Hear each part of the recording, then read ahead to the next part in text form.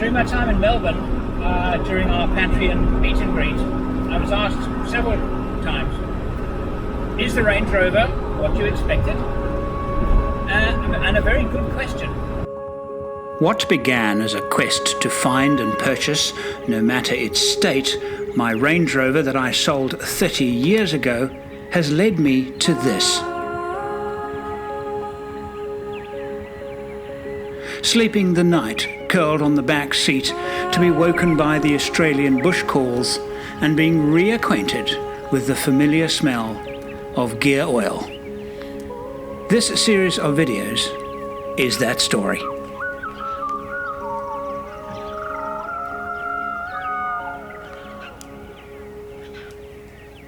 I'm Andrew St Pierre White. Join me as I share my passion for building four-wheel drive trucks and travelling to the remotest parts of the world. These videos are made possible by contributions from Patreons. Join the Patreon family now. Yes and no. The 1975 Range Rover I'm driving is 45 years old and has 270,000 kilometers on it, and was bought blind during the difficulties encountered with COVID-19 lockdowns. I bought it, then got some advice from trusted friends and experts when it comes to rebuilding old four-wheel drives. With mechanical sympathy. And you're going to drive this gently. I know you. You're going to love this car. Had my brother collect it for me. This is not like the 2020 luxury SUV. Had it stored for a period. And now finally, after a week's preparation, I'm driving it across Australia to my hometown near Perth, in far Western Australia, a 3,500 kilometre crossing. And it's because I'm nearing the halfway point, it's time to ask, is the Range Rover what I hoped it would be? I was naive to think that it had a low mileage. And I didn't look closely. Odo actually zeroes itself at 100,000. It hasn't done 74,000 or even 174,000. Probably 274,000. So it was not a hangar queen sitting protected in a shared garage somewhere, being protected from the elements. It was outside in the sun. The evidence of that is the dashboard. The vehicle had a reasonably hard working life, and probably until 2011 was driven hard between 76 and 2011. After that, it was not registered and therefore not run. So it has been parked, yes, for a while, but not nearly as long as I thought it might have.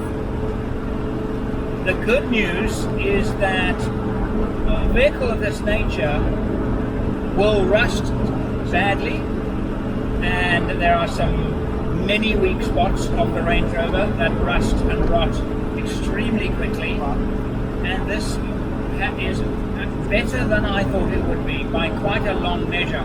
I expected small amounts of cancerous rust, where rust is actually eaten all the way through, and where a panel has to be cut out and replaced and welded closed again. And there is only 2 of them on the entire vehicle, and they're both very small and they're both right at the back. The fact is, it has considerably less rust than my first Range Rover, which was 10 years old when I bought it in 1982. The rest of the vehicle, in terms of rust, it has quite a bit of surface rust on the chassis, which suggests to me that it might have launched a boat or two in salt water. The tow bar and back of the vehicle indicates that it's done some towing. But generally speaking, what did I expect with a 45-year-old vehicle? The work that we did on the car was considerably less than I thought we would have to do.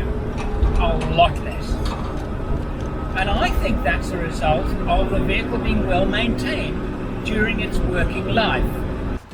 There's full movement on both pistons, and we're going to take the tops off and check the diaphragms. I do have spare diaphragms. I won't change them if they're fine, but if they're looking slightly old, I'll put new ones in. That counts for a huge amount. I also looked at it and said, okay, it's original, absolutely original, and I praised the fact that it was absolutely original. And it is, and it was. The only modification that I can find is the fuel system. The fuel system was modified, and I think that one of the owners had an auxiliary tank in the back. There were some odd pipes, some odd wires going in different places, and it was a little bit difficult to understand what they might have done. But as part of that, they rerouted some of the fuel lines, which we sorted at Rangy Heaven. And we're going to run some new fuel lines and sort it out. We replaced the fuel filter and replaced the fuel lines. Apart from that, I expected to replace so much more than we did, which means that those components were either extremely well maintained or were replaced at some time during the vehicle's life. Looks like brake lines and stuff were done at some stage recently. I have all the paperwork from when the vehicle was purchased, and then a big gap, and then some paperwork around 2011, and then a big gap, and some paperwork 2016 and 19, October 2020, yes, which is when the engine was rebuilt. It was not a full rebuild, engine rebuild, and Peter reckons that it was a rebuild that's actually done with the engine in situ. But he did say that the guy who did it, and I quote, really knows what he's doing. And that was comforting, that it wasn't butchered and hacked by somebody. And the motor is running extremely well now. So,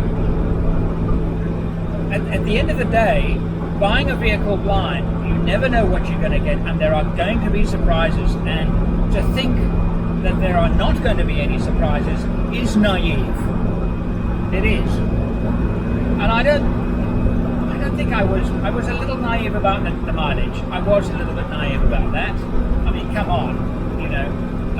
The vehicle's bodywork, just the bodywork. I remember with those photographs, I didn't see the condition of the dashboard. The dashboard is in far worse condition than I thought it was. Far worse. It's actually broken. But the exterior, you don't get paint wear like that if the car hasn't been left out in the sun. You don't. And it looks like one of the owners liked the patina effect of the worn paint on the aluminium so much that they polished it and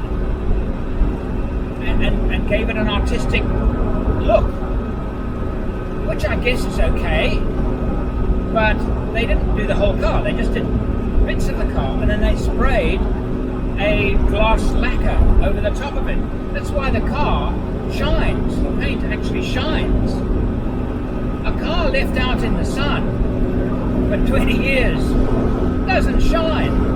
Not in the Australian sun, it doesn't. And so just the, you know, and that I did see in the photographs. The condition of the bodywork suggests that the vehicle has spent a lot of time outside in the sun. And now proof is the dashboard. But mechanically, it's good. The parts of the Range Rover that are notorious for being of poor quality, the distributor, has been updated to a good electronic system. The high tension leads were replaced. They were notorious for giving trouble. The alternator replaced with a good alternator. So that was done during its life, and I'm reaping the benefits now. We didn't change the alternator. We didn't need to. Pete said to me, "It's working perfectly well. This is a very good alternator. Leave it. Just take the other one as a spare. If you need it, replace it." Very easy to replace, and it is. So, but I'm very, very satisfied with what I bought. And I also I have to now compare it with the LANDCRUISER that I bought blind in September 19, and that we rebuilt in South Africa with Paul Marsh. And that turned out very, very well. But it turned out very well because a lot of the labor work was donated. In this build, the labor work was not donated. I had to pay for it. So it's just as well that we didn't. It would have cost considerably more had I had to have replaced a lot more components. So I saved some money there in labor costs. In South Africa, though, the LANDCRUISER had been butchered badly, very badly butchered by its previous owners. It was a two-wheel drive LANDCRUISER. They had hacked up the gearbox and turned it into a two-wheel drive LANDCRUISER. So Andrew, here we've seen some great welding. I must compliment the guy who did the welding. Sadly, this is what was giving you your two-wheel drive only on the 105. So the center diff, this is part of the center diff lock, which would have a set of gears and another gear, so it's like a complete diff with the different planetary gears. By welding this up, it's only allowing the rear wheels to work, and no H4, only H2. The other major difference in the preparation work is that we prepared the LANDCRUISER for a long life of overland touring in Africa, while the Range Rover was prepared for one long drive on main roads across Australia, during which it could be nursed along if necessary. So the preparation was with two very different goals in mind. So although the diffs are really critical components, okay, we want to make sure that we're comfortable that the condition's right, and I really am confident that these diffs are going to be absolutely fine. And there were other things too. And on here, this edge here where the splines are, again we look to see how the splines, and you'll see the spline starts here, and what happens is they sharpen up these edges here, and then you get play. And of course this play accentuates, and eventually it could shear off, it could actually strip. So I'm trying to really decide, Andrew, do you need new CV joints? And this is worn, this shaft is considerably worn, okay? And now I'm going to show you, here is a brand new one from Terrain Tamer, okay? What I love about this is they pre-grease it. Like this one, there was very little rust. There was a little bit that we sorted, and the end result was a vehicle that was beautifully restored and rebuilt for overland travel in Africa. But because of COVID-19, I sold it. I can't have an asset sitting in a country that I can't use, so we decided to sell it. And again, it'll be another year from now. It's now April 21. There'll be another year before all of the borders are open and there will be free world travel again. I couldn't afford to have that asset, and I invested some of that money in this project. So I was disappointed that I couldn't use that for its intended purpose. It won't stop me from going to Africa. I'll make another plan. But in terms of the pure satisfaction of building that vehicle and where I am now with this one, I would say equal. This is going to be fun. A few little electrical niggles that I need to sort out still. Try this. Okay. So I lived down there in the valley. It's September 2019. I'm in the small town of Mossel Bay on South Africa's southern coast. So I'm pretty chuffed this morning. I feel good about this decision and this choice. I'm here to collect the LANDCRUISER 105 that I've purchased blind over the internet. But I know you know. Those of you that have been watching the channel will know that Paul, Hubert and I have been doing forensic work on this vehicle to establish its history and what will be needed to turn it into an overlander. I think it was from the front. But before that happens, I must now drive it from here to Cape Town, and after our work is completed, Cape Town to Pretoria, another 1,600 kilometers. It's going to be a tough trip. Because, firstly, no cup holders of any kind. I've been on the road for an hour. Everything seems to be good. Along the road, there are hundreds of windmills like this. The very, very first time that I can remember driving this route while collecting a new vehicle was in 1997. I bought myself a Range Rover Classic.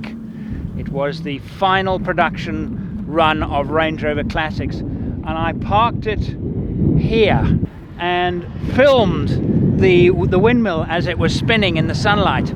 These two projects have both been so enjoyable and fulfilling. I'd like to do more. I can hear a whine. It's not serious. But of course, finding interesting vehicles to build is the key. If I could choose, I would build a van, probably diesel, in North America. And in Africa, troop carrier. Can't help myself. My first troop carrier that I built was in Africa, and even now I look back at that vehicle, it was epically good. It was a very satisfying experience building that in South Africa. It's been and is a very satisfying experience of getting this vehicle right for the trip across. I'm now on the road. Everything seems to be running well.